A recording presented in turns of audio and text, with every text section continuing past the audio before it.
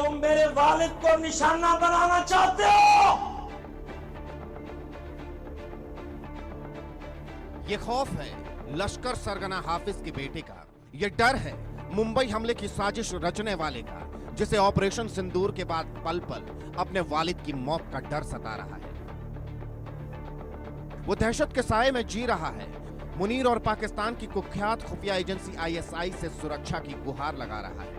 हाफिज के बेटे तलहा को यह डर इसलिए क्योंकि एक और भारतीय सेना पाकिस्तान में आतंकियों की कब्र खोद रही है। 100 से ज्यादा आतंकियों को दोजख भेज चुकी है, तो दूसरी ओर सीक्रेट किलर आतंकियों का सफाया कर रहा है।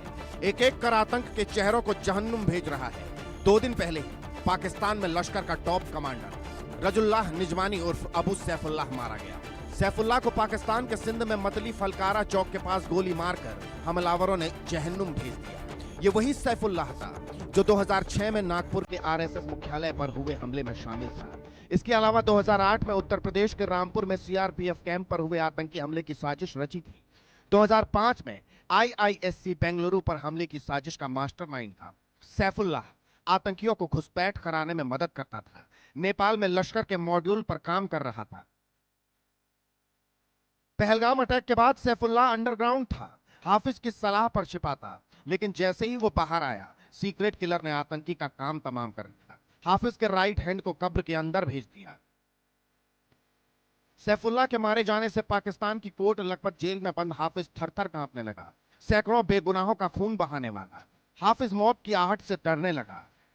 हाफिज को डर इसलिए भी क्योंकि पिछले 3 साल में लश्कर के कई आतंकियों को पाकिस्तान में सीक्रेट किलर ने मौत की नींद सुलाई।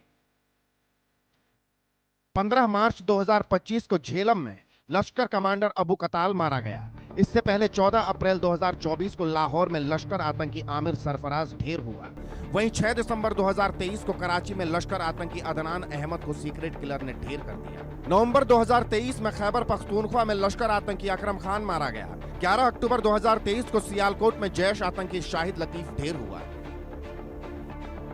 एक के बाद एक आतंकियों के मारे जाने से हाफिज को भी मौत का डर सताने लगा और आतंक के गढ़ में दहशत तब और बढ़ गई जब भारतीय सेना ने पाकिस्तान को बड़ा और सीधा संदेश दिया। India has an adequate arsenal of weapons to take on Pakistan right across its depth.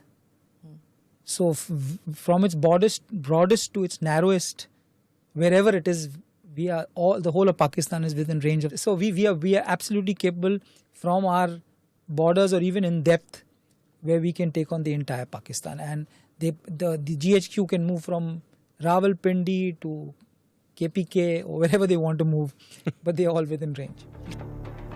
संदेश साफ है कि पाकिस्तान आतंकियों को जहां छुपाए, रावलपिंडी या खैबर पख्तूनख्वा, मुनीर की सेना चाहे जहां आतंक के आकाओं को शरण दे, हिंदुस्तान की सेना की नजरों से वो बच नहीं पाएगा। आतंकियों का सफाया होकर रहेगा। अब न लश्कर का कोई कमांडर बचेगा, न ही लश्कर का सरगना हाफिज। पाकिस्तान चाहे जितना भी जोर लगा ले, आतंक का अंत होकर रहेगा। Bureau report, India news.